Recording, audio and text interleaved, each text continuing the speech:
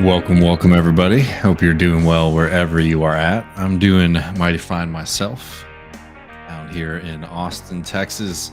Really looking forward to this stream. Going to be covering some fun territory. I mean, something that if you've been watching me over the past few years, know is always on my mind. But just want to remind folks, as always, these are interactive, so feel free to jump in the chat with any questions or comments. It does really help me out a lot if you do. And well, one, it helps the channel out a lot if you do a super chat, but no pressure there. But if you aren't doing a super chat or something like that, if you put at left reckoning at it, it just helps me find the questions over the chat, because I do think it's great for all of y'all to be talking to each other, but it makes it hard for me to scan through while we're going. And just wanted to let y'all know, for patrons, this Sunday we're going to have a conversation with the Vanguard guys. Really looking forward to that. So that'll be up this Sunday on patreon.com/leftreckoning. So be sure to sign up so that you can catch that and all of our bonus content. I mean, really, if you are only getting the main show and then this stream, you're only getting about 1/3 of the output that we put out there. So definitely consider supporting the show and getting access to all of that. Is there any other housekeeping up top? Nothing that's coming to mind. So let's dive in a little bit, y'all. So if you watched our program on Tuesday, you'll remember we had Jacob from the Valley Labor Report, and we were talking about the UAW strike, something that I think is one of the most important things that has happened in a long while in working class movements, but also for some kind of openings for left wing politics. It's definitely a time to get involved, to be spreading news and awareness and having conversations about what's going on with the UAW. As we note, almost every stream or talk or conversation we have on this subject, one thing that's really notable about this strike has been the way that it embodies a kind of class struggle perspective. Famously, obviously, the UAW has not endorsed Joe Biden for president, saying that endorsements are earned, not given, which I think is, should be something that most other organized labor should take notes from. You shouldn't be giving your endorsement away for nothing. If it was just that, it'd be great. But on top of that, we're having somebody in Sean Fain and leadership and membership of the UAW who's really trying to orient the strike, talk about the strike as not just a fight between the UAW workers and the big three, but a fight for the working class as a whole. So I think that these are this is something that's really exciting, and I bring that up because it sort of hits at one of the major topics that I want to get to. But maybe before we start having that major conversation, I'll answer this quick question here from Daniel Burton, who says, "Do you think that political cancel culture critiques get too conflated with more pop culture cancel culture critiques? How do we get past that?" Well, I'm not exactly sure about what you mean. I mean, if we're talking about like performers or athletes or something like that, like getting in trouble for something that they've said, losing popularity. If that's what you mean by pop, um, and then maybe something in general about cancel culture. I mean, I don't really have a straight answer for you because I'm not 100% sure on the question. But I think one thing that's worthwhile is being able to recognize that on the left, like, we need to be building movements in the working class movement. We need to be building movements that are unbending in their commitments to justice and equality for all, but also being sensitive to the fact that all of us are sort of developing our consciousness and understanding of the world around us as we're going forward, right? And there's a big difference between people who like know better, who might be advocating for this or that reactionary idea or whatnot, and somebody who genuinely has it sort of imbibed in a certain kind of, I don't know, language that sort of is, because basically, like in a lot of like left wing groups and things like that, the way people show their commitment is through language, right?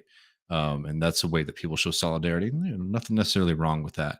But that also is a way of communicating and acting and being in the world that is specific to a certain uh, political formation, and particularly people who have a lot of experience in those formations. So, um, when critiquing cancel culture, it's like being able to understand and have a little bit of grace in the sense of understanding where people are coming from and what it is that they're trying to convey. There's in our movements, unfortunately, there's a lot of watching, to see if somebody sort of betrays maybe a right wing or reactionary thought, and that doesn't create like a good, welcoming and educational culture. So as far as I understand your question, I think that the general critique, at least from people like me, is to be building open and welcoming spaces of education and community, and understand that that is where a lot of the work will actually get done, instead of these more dogmatic pile on things that we do see on our side a lot.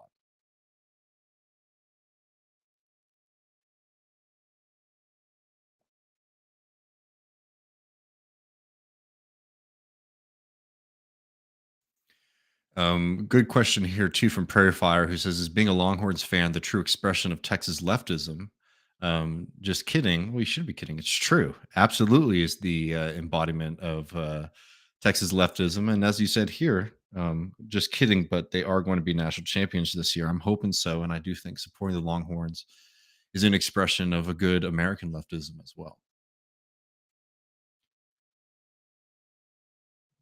All right, let's get into this and talk a little bit, because I'm sure this is going to be very controversial. I will try to answer questions on other topics, but if you have anything you want to throw in here on this subject that we're talking about, feel free. I'll be able to, I'll try to incorporate some questions and comments and suggestions and points from the chat, but I want to sort of get this out there. Um, this is certainly going to be controversial with some people, maybe less so with others. People who've been watching this program know a lot that one of the things that I have been trying to do with this program, and also was doing, particularly on the Griscom streams on the Michael Brooks show, was sort of trying to work out this period that we've been in, which we could maybe call the period of left populism, right? Left populism is a kind of squishy term. I think that is really important to orient it around two things. One, something that it's a reference to the American populist movement of the 1800s and the early 20th century. But it's not the same thing. Not the same thing at all. It's a reference to that in the sense of like, oh, this is when you had large grass movements, um, kind of politics, mobilizations of working people that were able to influence American politics for the better. So there's an attempt to speak to that, but left populism is something inherently different, particularly in its strategy and who it ended up mobilizing. I want to get to this other stuff, so I'm not going to be able to do like a full history and analysis and definition of left populism, but I just wanted to get that out first, because when you say something like populism, a lot of people have a lot of different ideas as to what that means. Particularly, a lot of people living through the period of left populism, when they hear left populism, what they hear is people talking about economic policy, right? And that's what makes maybe a Bernie Sanders different from a Trump, is that Trump was a populist in a sense, but Bernie Sanders talked about economic populism. That's why he's a left populist. Um, that's not entirely true. Left populism certainly was, and like let's expand for a little bit and talk about these groups, right? We're talking about the Corbyn movement. We're talking about the Bernie movement. We're talking about Podemos in Spain. We're talking about Mélenchon in France, and we're talking about Syriza in Greece. And what left populism was trying to do was trying to kind of reanimate a working class politics, a different left base that had been sort of bamboozled, weakened, beaten down by decades of neoliberalism, which also, in addition to worsening economic conditions for people, um, neoliberalism also meant like a hollowing out of politics, right? A hollowing out of politics in the sense that the parties sort of moved away from their bases, right? And these weren't necessarily pure working class parties, but you had a kind of class alignment, right? Typically, if you're working class, you're voting for one of the left parties, center left to left, right? Um, Broad spectrum, which ones are better, which ones are worse. Not going to get into that so much right now. But it was but they became hollow, right?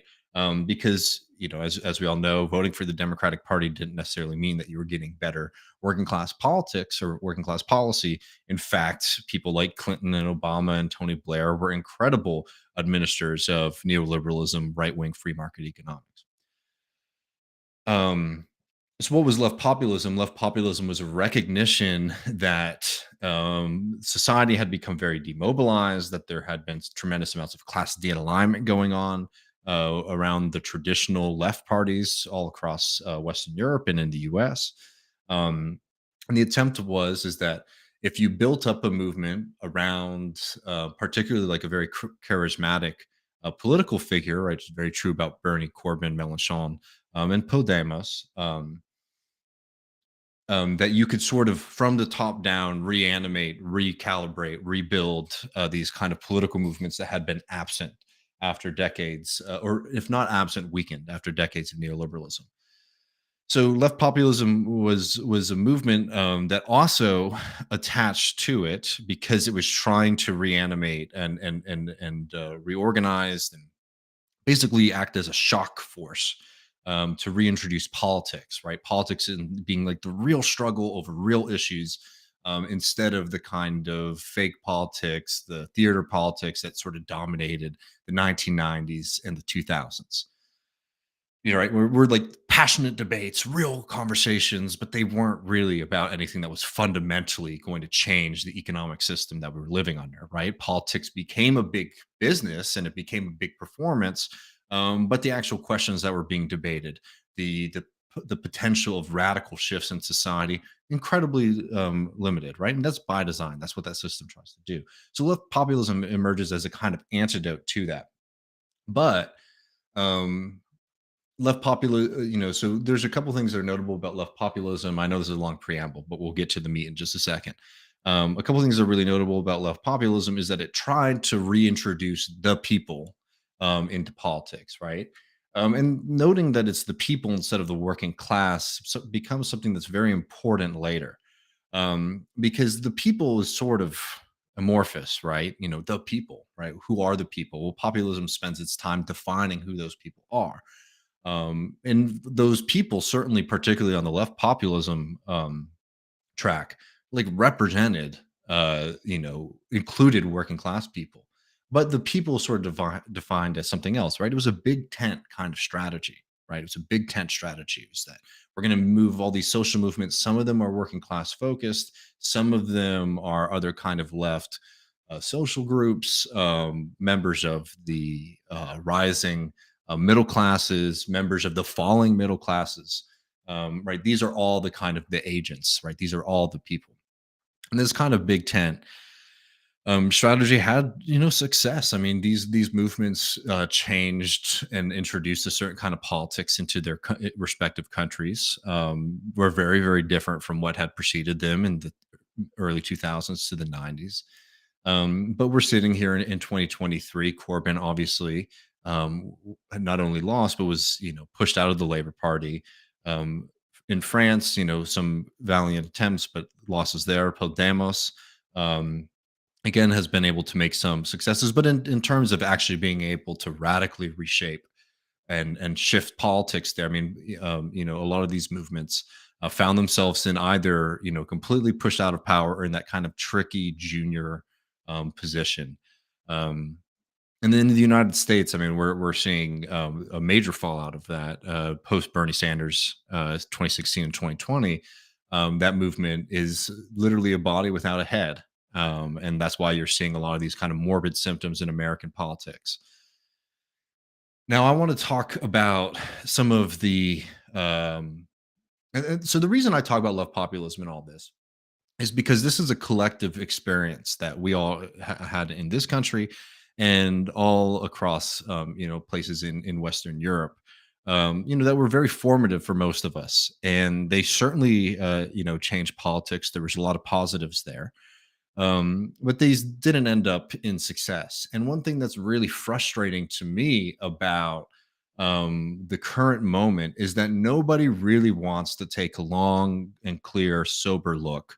I shouldn't say nobody, but the majority of the conversations around this kind of stuff do not want to take into consideration what happened with left populism, what were the promises, and what were some of the downfalls that you could maybe even see from the beginning within it. And instead, what we're getting is, very passionate debates around folks about what the next kind of strategy is, right? There's entry a strategy in the United States, right? We can reform the Democratic Party, blah, blah, blah. That's never going to happen. Um, and then there's, people who say basically what we need to do is we need to do it again. The reason that these things lost in the first place was because, we didn't fight hard enough, our leader made mistakes and all that, right? You can make good criticisms, but it's not really learning, I think, the fundamental lesson from this, which is that all of these things tried to, from the top down, create a social base that had been absent from politics for a long time. And the role of the left today has to be something that has learned from that lesson, that what the left really needs to be doing right now is actually building a base. And when I mean a base, I mean a class. I mean a working class. There is a working class in all of these countries. There's a working class all across the globe. But the working class doesn't operate on the political level conscious of itself, right? Working class people vote for different parties. And even if they do vote for different, for the same party, oftentimes they don't think of themselves as, workers first, right? They think of themselves as all sorts of things. And if we really want to do the things that we're talking about, if we really want to take on capitalism, if we really want to, take on this entrenched class, if we want to end the misery that working class people experience every day, and not just have a kind of endless cycle of some victories and major defeats, right? Which has been the history of the socialist movement and the left for a while, particularly in these countries. We have to think about doing something different, and we have to take on the capitalist class directly. But the only way you're going to be able to do that is going to be building a base from the ground up, not thinking that political movements in and of themselves are going to create that base as a kind of after fact, right? So one of the reasons I wanted to talk about this, and I appreciate y'all hanging out with me. I'm working through this sort of live with y'all. I really do need to write something longer on this, but these are I always have a good time doing this because I'm able to just sort of go for a little bit and get somewhere interesting. But the reason I was thinking about this today in particular was because of this news out of Greece. Stefanos Kasselakis, ex-banker who lit up Greek politics to lead Syriza. And for people who haven't followed this news, who haven't heard this, basically Syriza, and if you're not familiar with Syriza, I'll give a quick primer in a second. But if you aren't familiar with Syriza, Syriza was like the great hope of the left at a period of real darkness, right? Syriza was the coalition of the radical left. And not only did this promising new formation form, it actually was able to win power in Greece.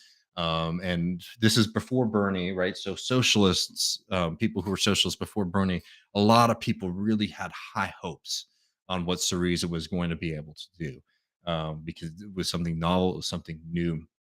Um, and they had Greece had to take on the European Union, right, which was it was and is a system that is meant to wage war on working class people to prevent working class politics from being successful or left politics from being successful.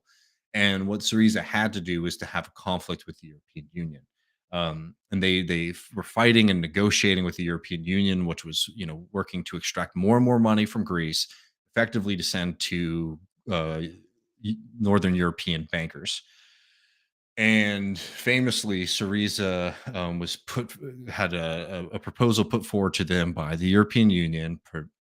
Germany really is one of the major forces behind this. That was just another round of brutal austerity, brutal punishment for the working people of Greece. And Syriza, a party that had campaigned on ending this relationship, had campaigned on breaking this pain that was being implemented, administered by the European Union on the Greek people, went to the people with a referendum, and they said, "Should we accept this deal or not?" And the people said, "No, we do not accept." And then Syriza went and they walked into into their meetings with the European Union and accepted and administered the austerity that they had run against. It was one of the most massive defeats, spectacularly devastating, for a lot of people's theory of politics, for a lot of people's excitement around a different kind of way of doing things. Um, and really, Greece is the first chapter in what we might call left populism, and it was also like the first spectacular end to it. But of course, these things come in waves, and as just a kind of final devastation after Tsipras, who was the Syriza prime minister of Greece, continued to maintain austerity after a lot of Syriza members uh, quit after that decision. This news here that Kassilegas is the leader of Syriza and is effectively running for prime minister. This is a person who spent the vast majority of their adult life in the United States, is a Goldman Sachs banker, and in fact volunteered on Joe Biden's 2008 presidential campaign. That's a sad, sad end for left populism there. But this is something that is different from, for example, some of these other, particularly the American and the British version, because in Greece they built a different party, right? And what ended up happening to that party? Not only did they fail in that fight, now have effectively become a kind of apolitical Big Tent center left party, right? All of the radicalism, all of the movements around there evaporating in a decade.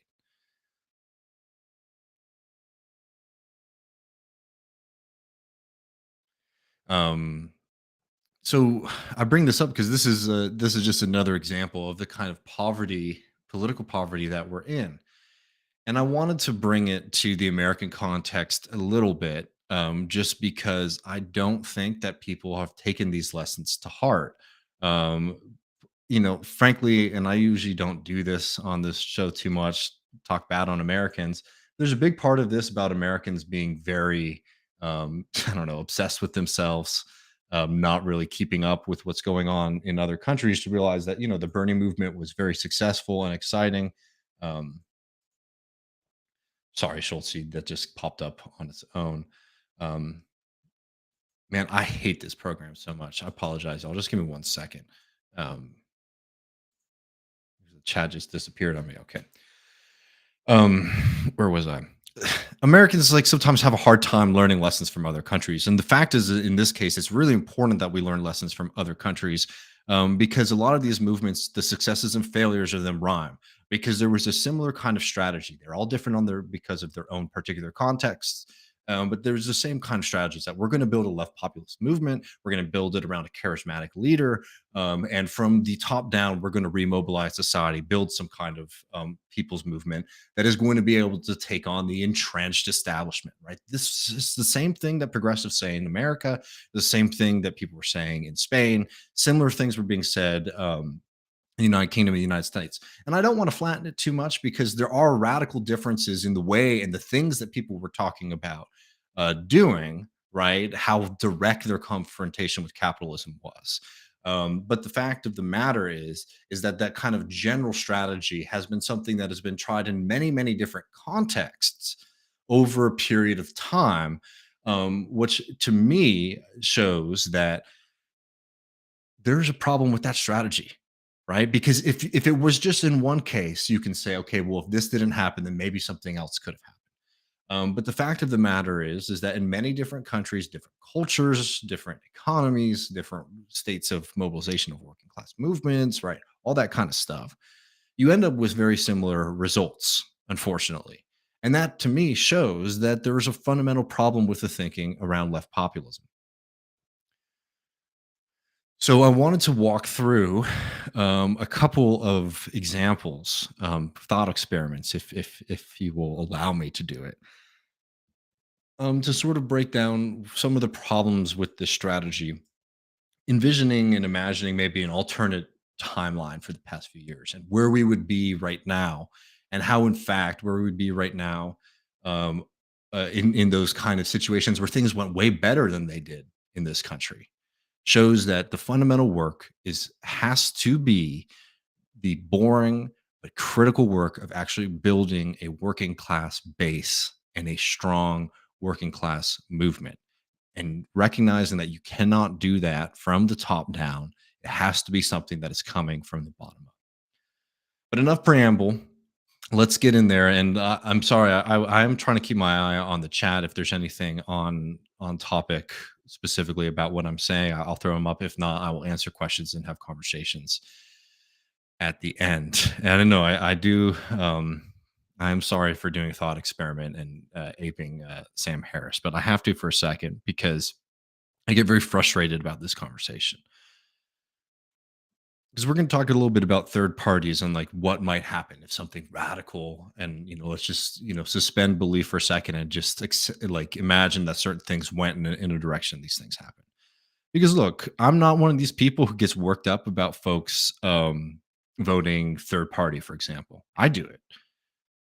What I do get frustrated by is a cottage industry that basically puts this kind of politics, right? Electoral politics, frankly, the things that these people say that they're breaking out of and going in a more radical direction, they still put it at the heart of their political theory. And I think that's a fundamental weakness. But let's just talk about one strategy potential. Let's say in 2020, after Obama makes those calls and you have all those people drop out, effectively blocking Bernie Sanders from becoming uh, the winner of the Democratic Party's nomination for the president. Let's say, and again, we're this thought experiment here. Let's just say that Bernie Sanders breaks from all the things that he had said before, and he says, "You know what? The Democratic Party is corrupt. There's no chance of reforming this party. We can't do politics within it. I'm going to run as an independent for president, or I'm going to run and create the American Progressive Party." Right? He even creates a party. And let's imagine that Bernie Sanders wins, that his campaign is so good, did all the things that people said he should have done, right? Said this, said that, did this, did that. That, the most incredible political strategy ever, overcomes, a lot of those difficulties on the presidential level of winning a third party presidential candidacy. And he becomes the president of the United States instead of Joe Biden. Let's talk about what that would look like. Let's say he wins. Bernie Sanders becomes the president of the United States. He's pushing for Medicare for all and pushing for a Green New Deal. Let's even give some more opportunities to the Bernie Sanders, this thought experiment here, and say that along with Bernie Sanders, winning this presidential election, let's say that he doesn't have to do it all from scratch, building a whole political organization around him. And let's say a small percentage of Democratic politicians flip and join his party, and then riding on the success of this movement, we're able to elect a bunch of fresh, new progressives and democratic socialists in the office. Well, even in this kind of rosy picture, right, which already sounds outlandish, we have to assume he's going to have a hostile Congress, right? A Republican Party that would be absolutely hostile to it, and a Democratic Party that needs to see Bernie Sanders in this movement fail. One, so that their party can regain control of the presidency, and two, because they can't have the threat of a good example, because all of their politics, right, sort of being the wall between progressive politics and socialist politics, that's under threat if Bernie Sanders is able to get these kind of things done.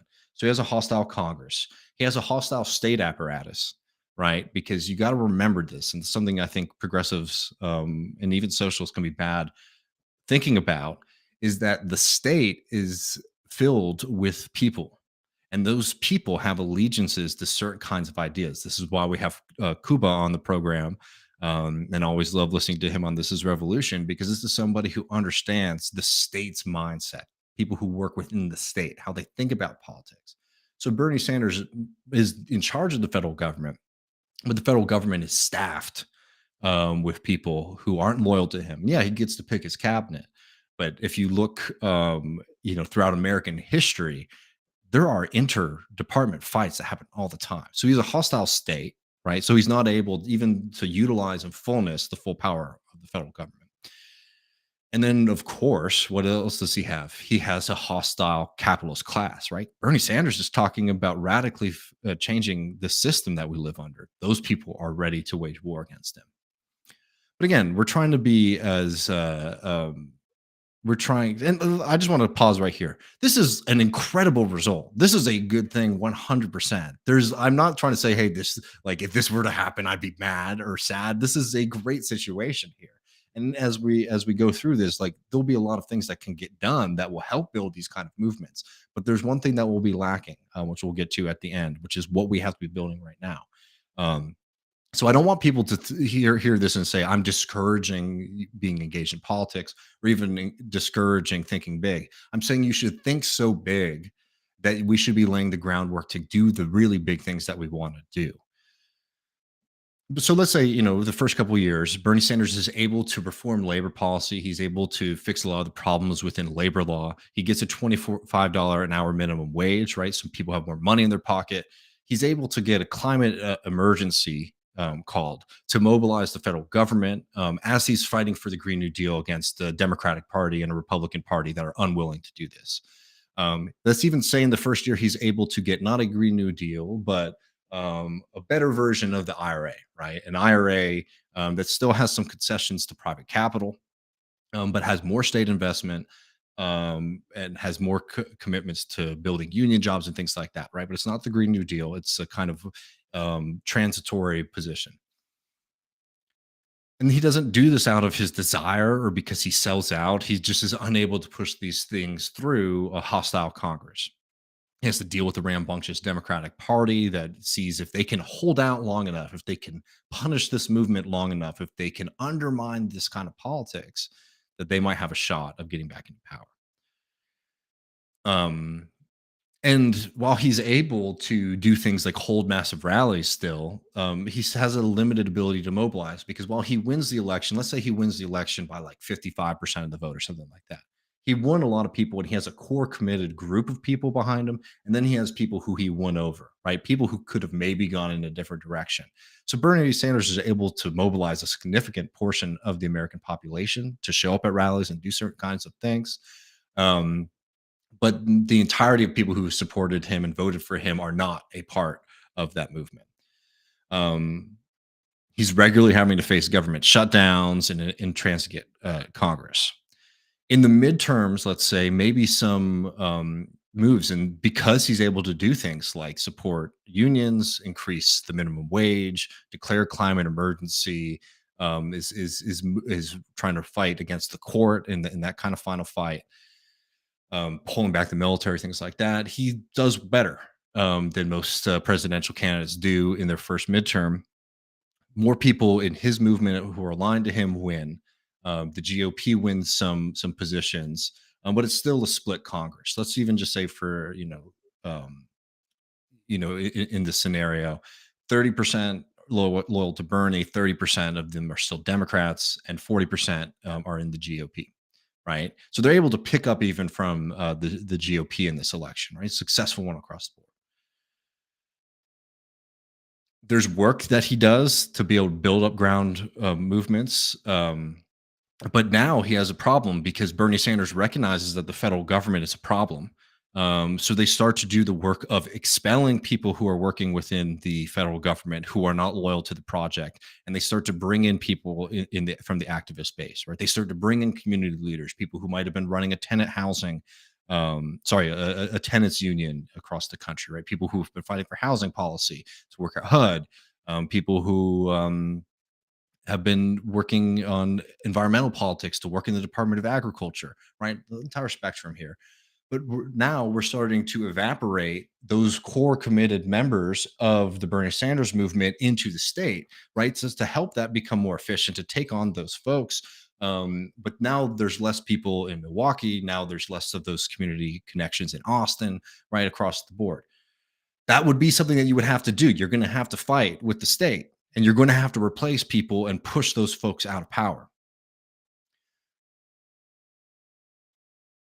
Now we're in, 2 years in, the railroad strike is bubbling up, and Bernie Sanders refuses to do what Joe Biden and many members of the squad did, which was block the strike. He supports the strikers. They're able to win tremendous demands from the railroad companies, incredible amounts of enthusiasm for the Bernie Sanders movement and this new political opening for folks. You see a revival of strikes and labor movements. People are confident because not only is there mobilization in society, but it's becoming very, very clear that the government is going to sit on your side in your labor fights, right? So you become more confident. And this creates an incredible explosion in the private sector union rate in this country. It goes from 6% to 18%, tripled in just a couple of years, right? Massive revitalization of labor in this country, something we haven't experienced in a long while. But this labor movement, while it's growing in power and growing in mobilization, is very much attached to the conditions of the Bernie Sanders movement, right? It's gaining power and strength because the federal government is putting its finger on the scale and helping them out, right? So you see this incredible mobilization, victories for them, a very good movement.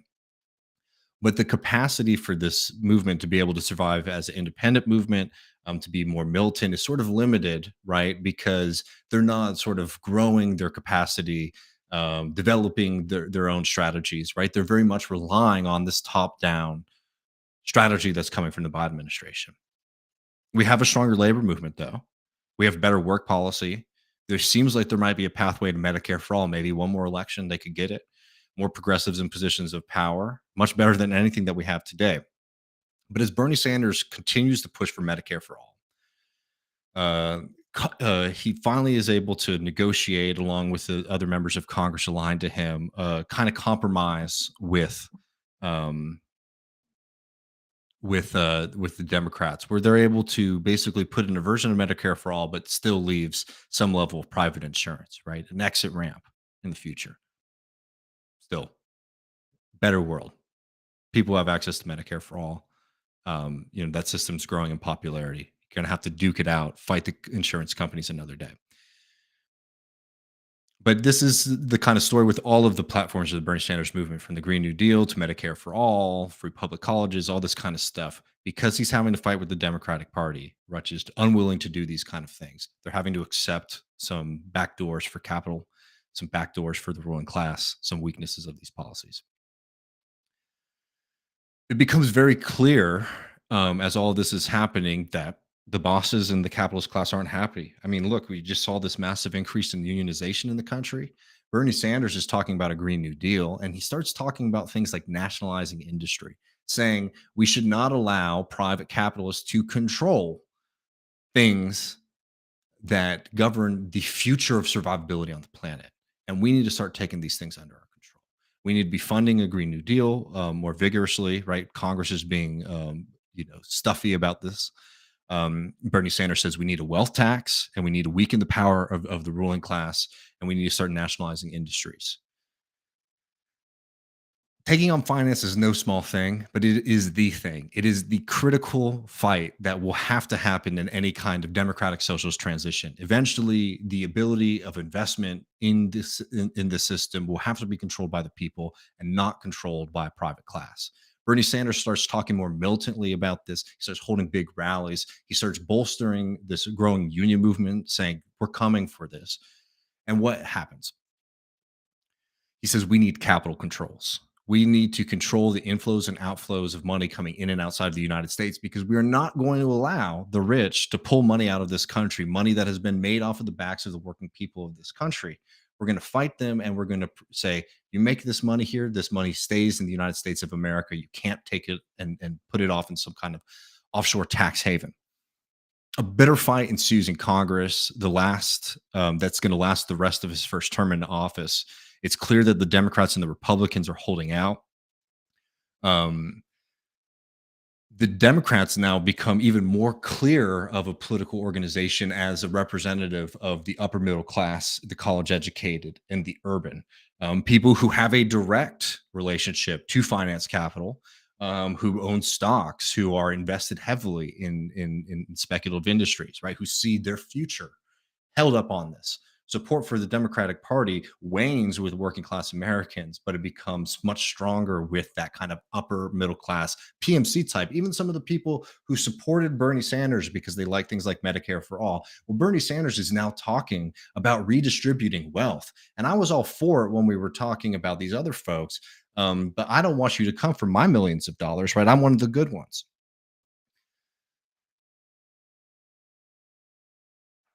You see a massive disinvestment campaign from the capitalist class, which means that they're not investing in production. They're trying to hold out on wages. And they are willing to let this system struggle and burn because they don't want to accept the reality of this new political order that is being built in front of their eyes.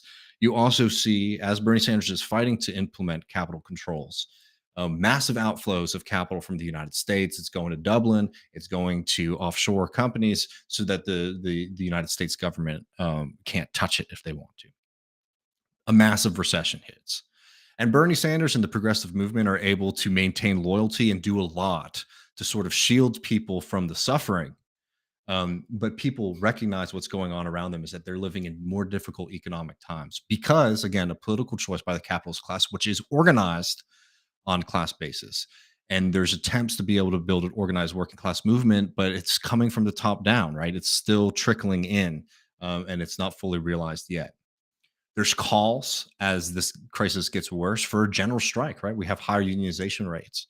But many of these new unions that have been formed in the past couple of years because of the kind of very helpful top down approaches are unprepared and green, and they're not able to answer the call for fear of what a prolonged conflict would mean for them, loss of wages, loss of employment potentially as companies are threatening to shut down the country.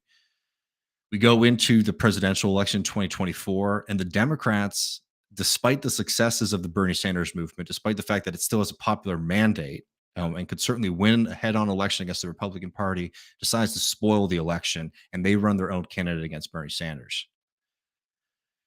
Bernie Sanders is able to get 42% of the vote. The Democrats get 12% of the vote, and 46% of voters.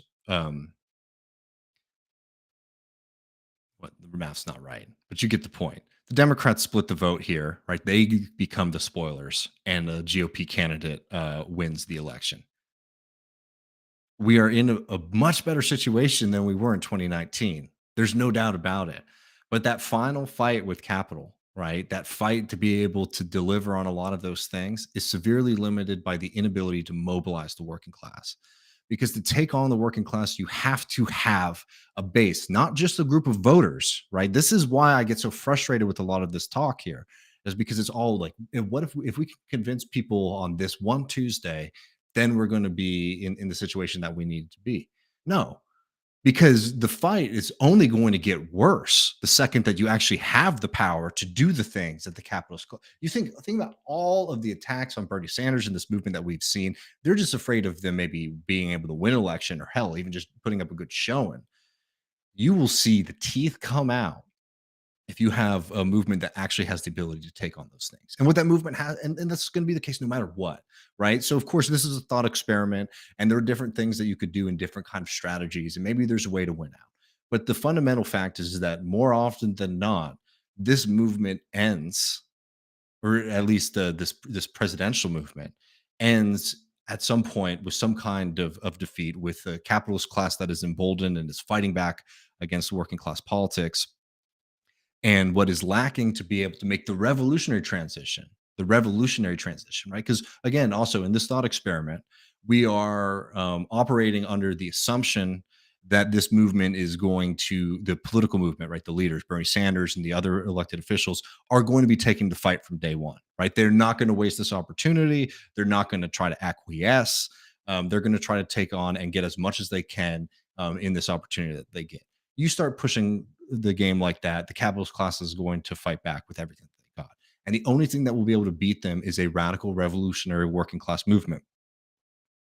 But because this is a top down movement, that isn't developed at this point. You have people who are willing to do it, right? You have people who are willing to go out there and go on strike and take on these fights, but it is not the working class as a whole. So this is a better world.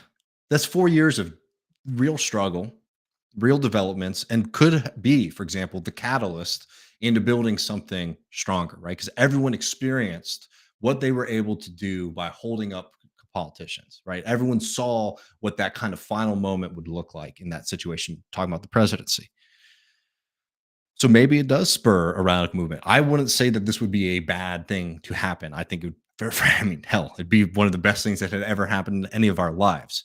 But the point that I'm trying to get here is that at the final analysis, the undoing of that movement, the weakness of that movement would be the lack of that mobilized base. And to be able to build that, it was going to need to take more time. Maybe it could be able to rebuild out of those defeats because of the victories that were won.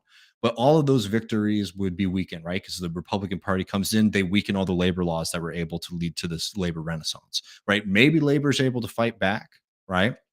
Or maybe they're not, right? That's going to be up to us. Um, but the fact is, none of that stuff is certain. None of those victories are final. It's all in a continuation, right? Because you could also do another example, and I just didn't have the time to do it, where like the Bernie Sanders years, they're able to get a lot, but they don't really push too hard. They're able to get a bunch of reforms, and then you get a few years of hell. You even get a generation of this, and then in the 2050s, a lot of these things get brought back, right? Because that base wasn't built. Really briefly, let me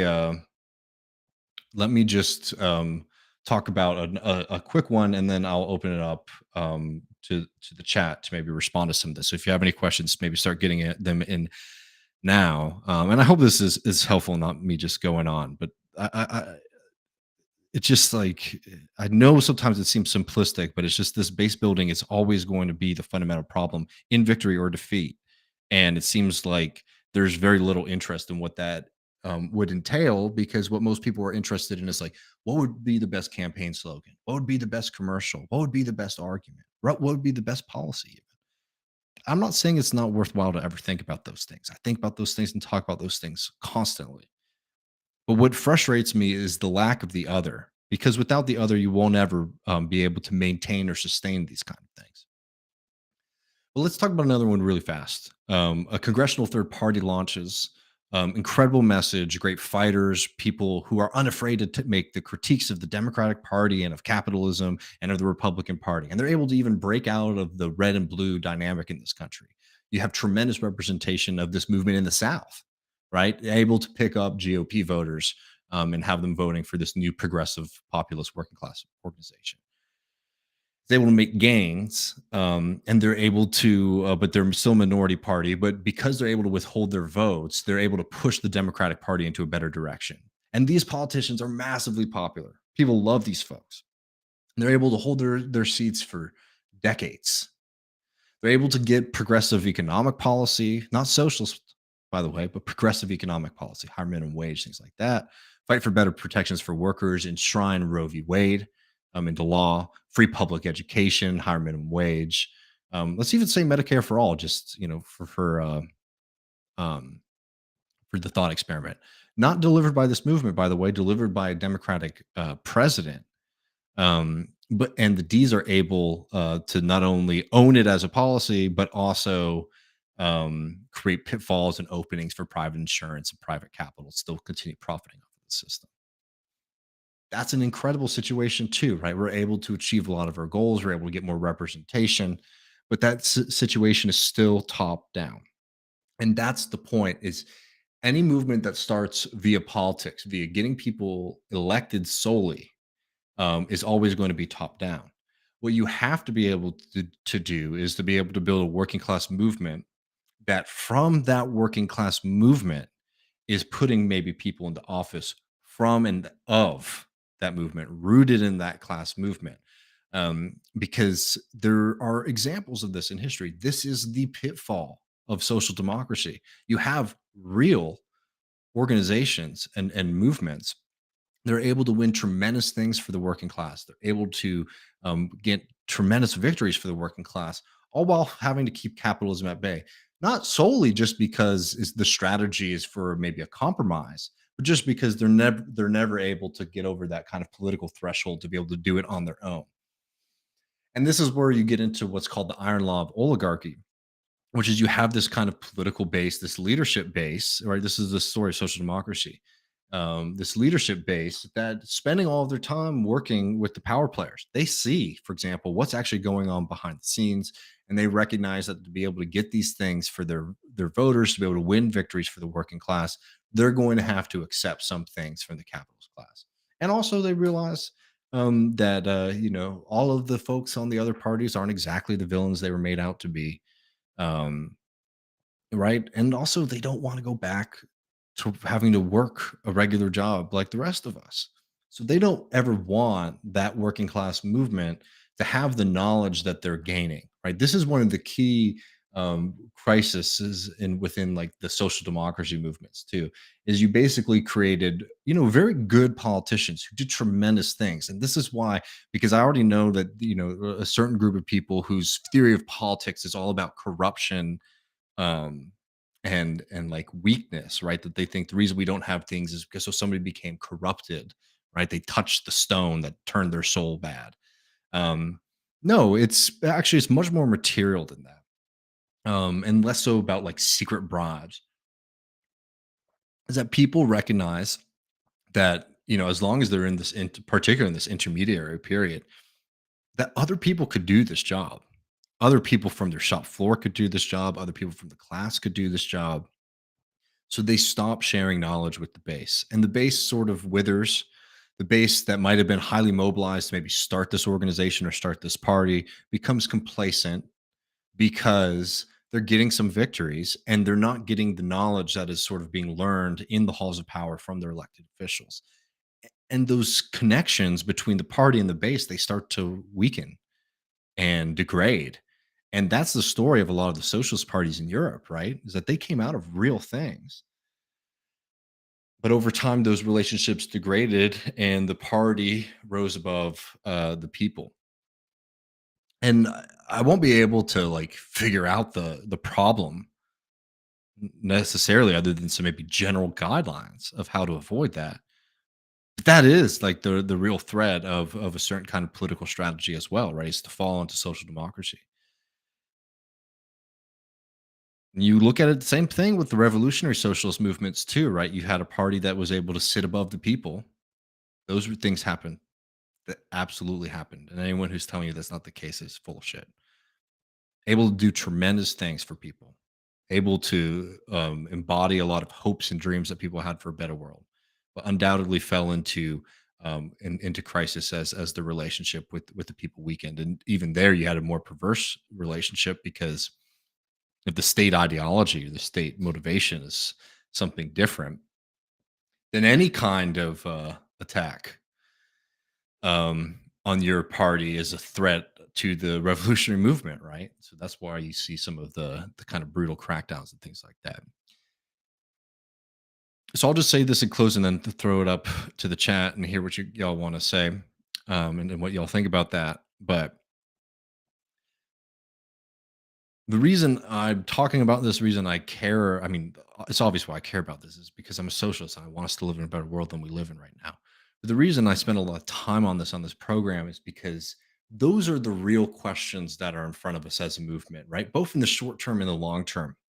And there's a section of people who comment on politics, talk about politics, who get worked up about politics, who only see the short term, right? So their solution is like all that we need is we just need some good politicians, and those politicians' message will get people to support them, and they'll be in office, and then they'll be able to do good things. Well, the fact is I've tried to outline, I hope not too tediously. Once you get into the state, you're going to have to fight against the state, and you're going to have to fight against capital. And those are prolonged conflicts that are going to need a base, not just to deliver votes, but to be able to put forward a more radical alternative. Right, so that kind of short-term strategy doesn't work. And then you have the other kind of more reformist one, which is that we'll get some reforms, it will lay the seeds. Top down policy will sort of revitalize these kind of movements.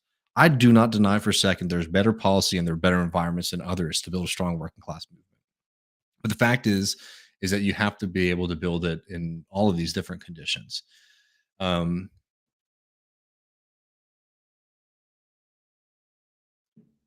and at the end of the day, the final fight is going to require you to be strong enough to overcome things that are way harder than winning a card check election, even.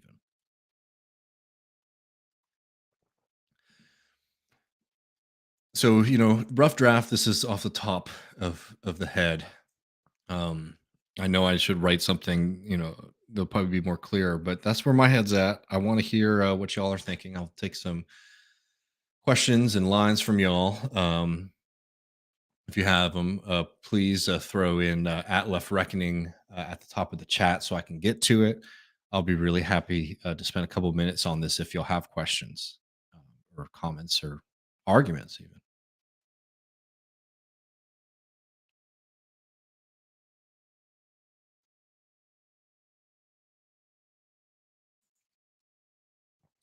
Strom McCallum, thanks for the chat. Strom says reforms must be won by class conscious proletariat movement. They must be taken and understood as steps toward the socialist revolution. I mean, I think that's the ideal. Absolutely. Doesn't mean that there aren't others that can be helpful, but yeah, when they're not the agent, there's tremendous pitfalls, right?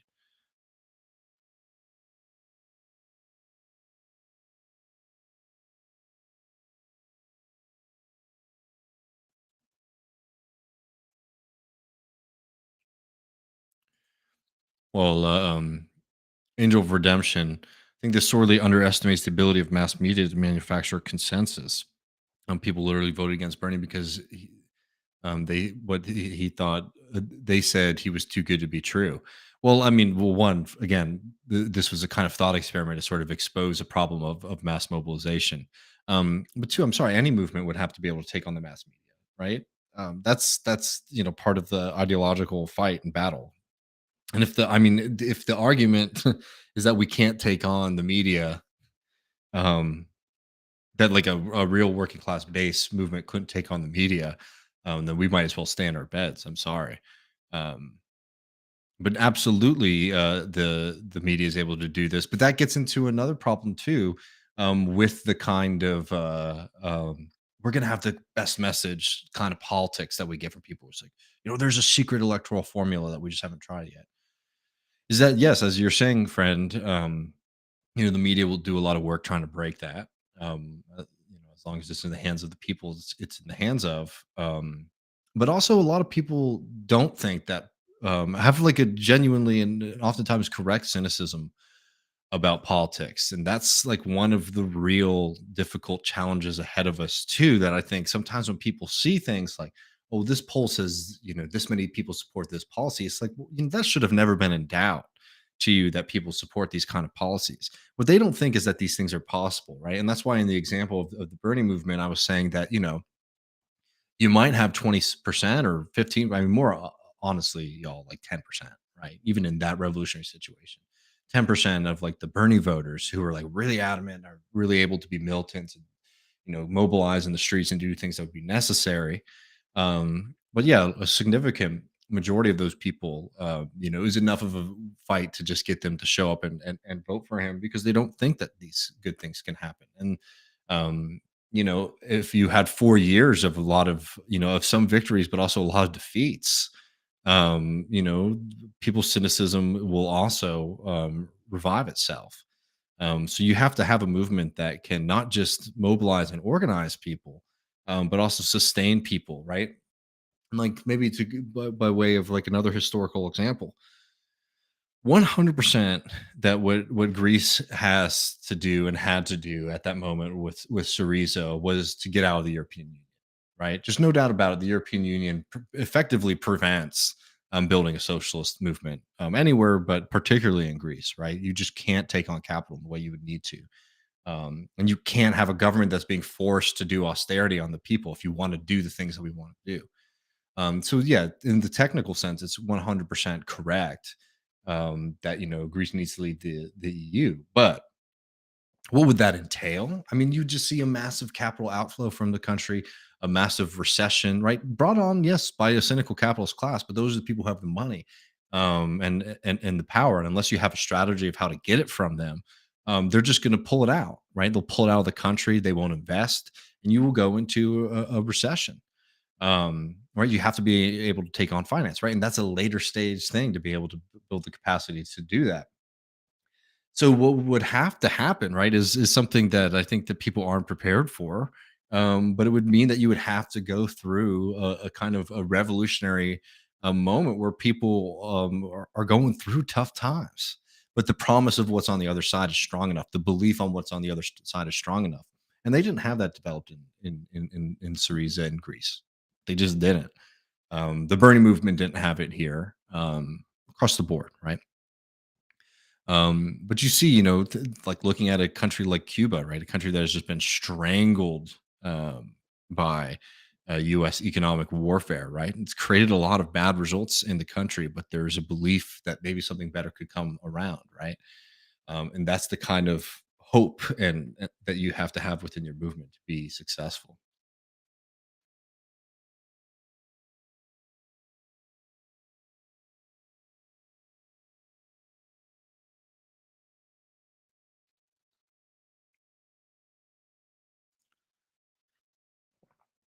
Thank you. That heartens me to hear. Dell says, didn't know how important bottom up movement was important until I started listening to you. I appreciate that. If that's the one thing I can inject out here, that would make me very happy.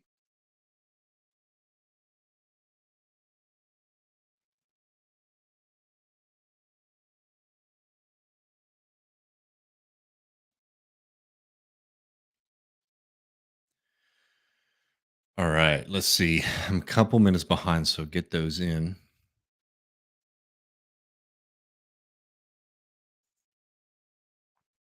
Lenny says union organizing, community engagement, political education in that order will build our base. Well, I think that all of those things actually should be done at once, but 100%. I mean, that's sort of what it is because you have to organize people around class lines. But here's the thing: at the end of the day, this is I want to be very clear actually about this is that this is not an argument about building a political party. In fact, I think that that's what's necessary because you have to be able to coordinate a labor movement outside of just labor. You have to coordinate a political movement outside of just politics.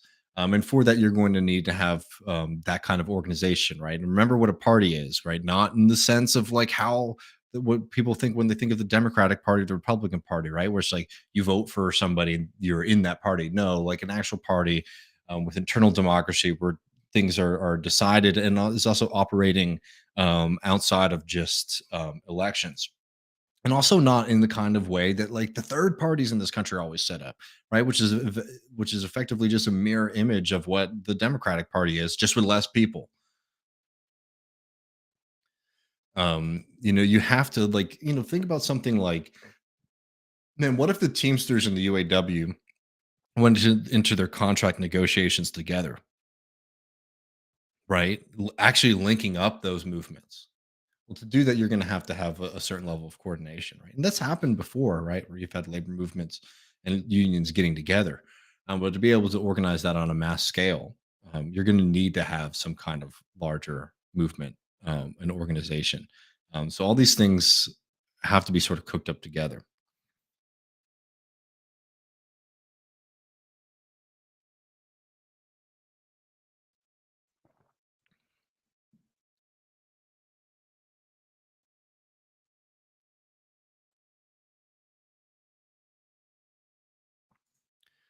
I watched about 30 seconds of it, so I can't say too much. I thought Tim Scott looked awful.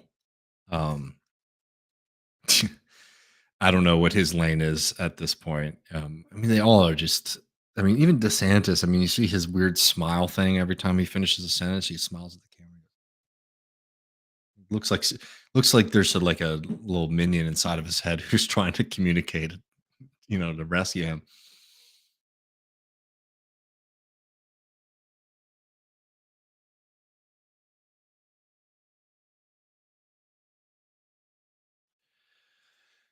Nadia says the capitalist class will just call in a military coup when their money is threatened enough. It will turn into violence before it gets anywhere near that far as you're thinking about. Well, I don't think that it's wise to ignore. that kind of possibility. But I also think that any the military, you got to be able to think about the military as a functionary that stands on its own 2 feet, right?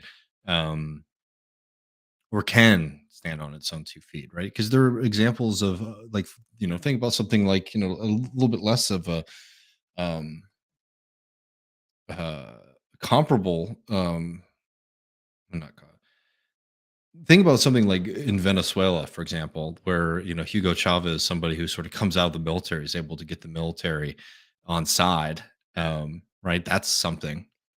And almost every revolution in history has meant that you have to break the unity within the military, get the military backing. Right, that's the kind of final thing in any state. Right, is who has the control over violence.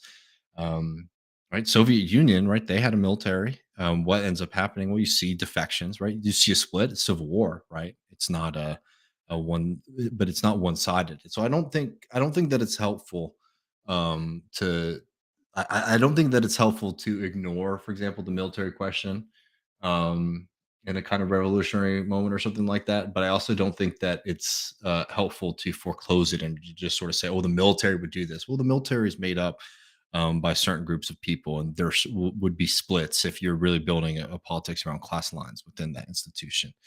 Um, Militaries tend to be conservative, right? They like stability. Um, but I think that I don't think that being like saying that look, this forecloses any kind of possibilities is correct. But I do think 100%, the United States military um, needs to be radically reformed, and its budget needs to be slashed tremendously. I do think that you're right in pointing that out in the sense of recognizing that there is a threat of having a system like that sitting on top of society.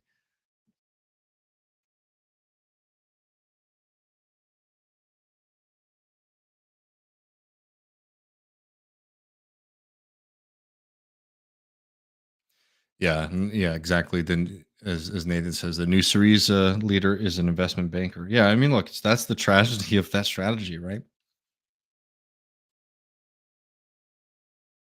I mean, you didn't even have to give it to the right, though.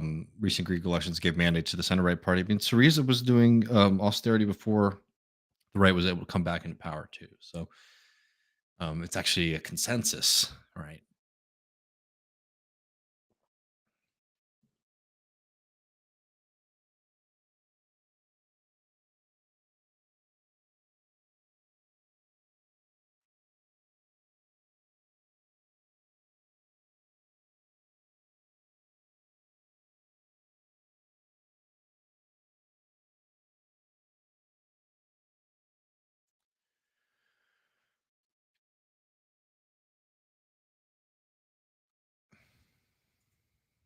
And Jeffrey is 100% right here. Says the current union activity is absolutely vital to any kind of left movement. Without a strong labor movement, there's really no prospects for any kind of left.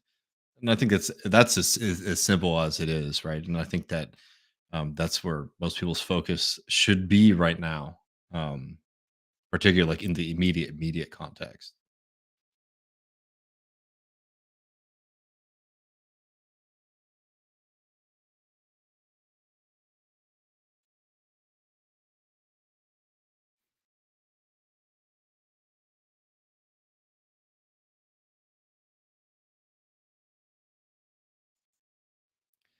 I certainly did criticize Jimmy Dore for turning on Cornel West. I don't know what that's in response to.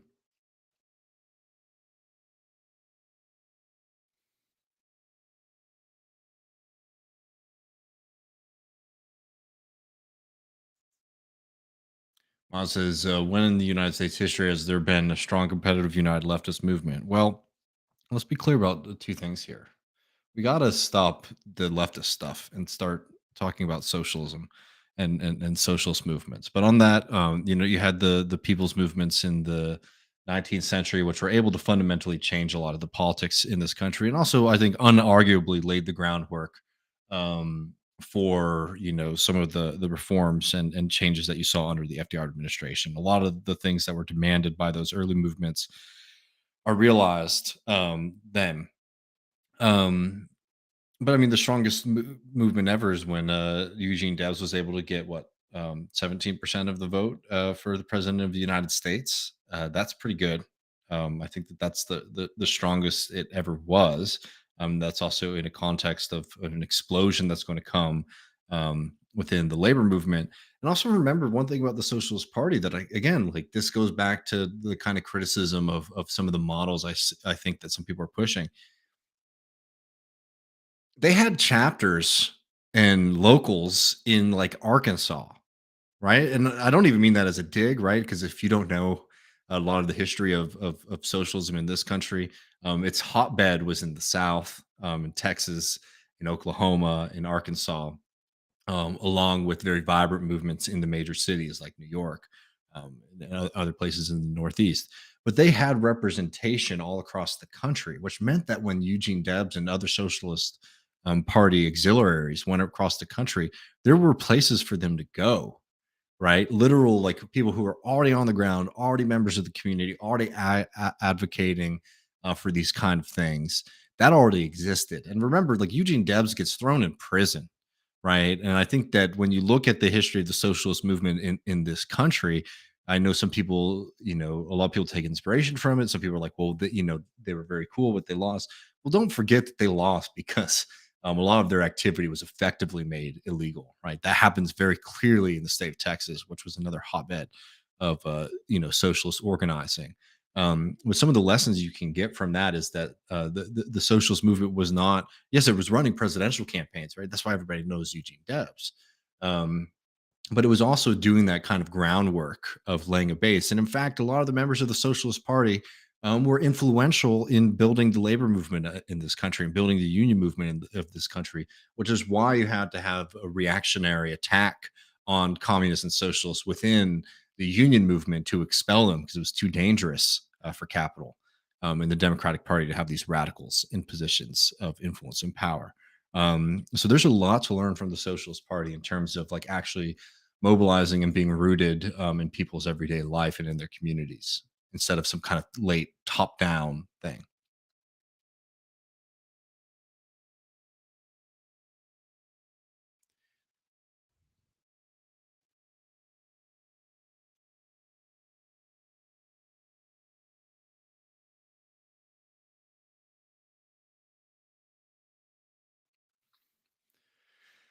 All right, y'all. I think I'll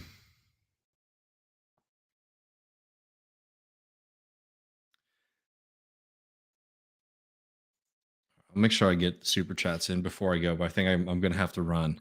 Um, losing steam. N Stark says, and appreciate the chat so much, friend. Says, do you think the neoliberals will ever grapple with the damage they've done by co opting the Reagan era politics of eroding the social safety nets? No, not in a moral sense, right? Just been able to deliver them power and influence, right? That's their goal. That's what they're involved in and interested in doing. I do think that while it's not being replaced with anything radical or left wing, I do think the kind of end of history politics has that book has been closed, right? And by that I don't mean that these neoliberals or people like that are now um, uninterested in aiding and abetting the capitalist class and its crackdown and brutality against working people. But I do think that we are in a period where those strategies are going to change and become reformed. Um, and by that it just means in the tactics and the messaging and the policies that they engage in. I think that they're finding that there is more need for there to be a direct guiding hand in protecting the profits of the capitalist class. It's not all just privatize, but rather bolster private forces. It's something that we're seeing from a lot of the capitalist class today, right? Look at the IRA, for example, something that is putting a lot of power in the hands of a green capitalist class um, as a response to climate change. With the end goal of like trying to make the system more stable and preventing any kind of radical threats of people organizing around that kind of stuff, but maintaining the power of the capitalist class, right? But that's a very different policy from what you might have seen from like a Tony Blair or Bill Clinton. And people have misunderstood that as like, oh, well, they're finally understanding the critiques and are getting more radical. They're reacting to the fundamental changes and crises within capitalism. Remember that the state operates with the capitalist state, right? The people in power who are capitalists and want to maintain the system. They don't take orders directly from the capitalist class, though there are certainly examples of when that happens. The orientation of capitalists, and we could call, neoliberals are certainly in that category, to government policy and the capitalist class is trying to maintain the power of the capitalist class and the capital system as a whole. Right. So that might mean that they're going to pick losers and parts of capital that they might even the state might even wage war against and fight against. But it's with the intention of making the ground more fertile for the class as a whole.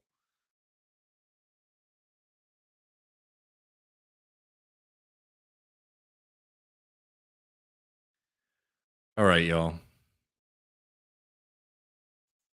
Strom, I think might be the last one. Says, have you read Goldfield's The Southern Key? No, but I'll look it up or you send it to me. And I'll check it out. I know what it is.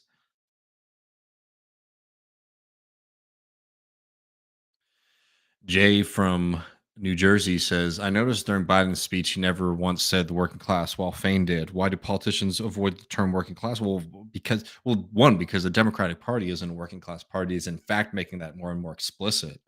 Just straight up saying it now. Remember, Chuck Schumer um, said, for every working class voter we lose in Pennsylvania, we'll pick up two in the wealthy suburbs, right? College educated voters in the suburbs, right?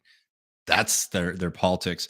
Well, why did they say they say middle class is the working class? It's because working class one implies a social position that is much more concrete than middle class. Like if you look at polling in America, like everyone thinks they're middle class, right?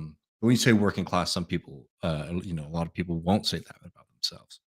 And two, um, the working class, by its very name, implies a division based not just on how much you make, but what you do, right? What you do with your time. And somebody who's in the working class is somebody who's working for someone else and making them profits. They don't like that kind of agitation. They would, like they'll talk about the rich, right? Oh, the rich, the rich are a problem. Um, but they don't want to start talking about that kind of systemic inequality that happens in society, because when you start realizing that, like, oh, it's not so solely just income, it's actually that like you're laboring for someone else's benefit. That starts to divide things in this country a lot more clearly, and also more people on one side than the other. So that's why they prefer that, in my opinion. And it's always funny, they never say poor either, right?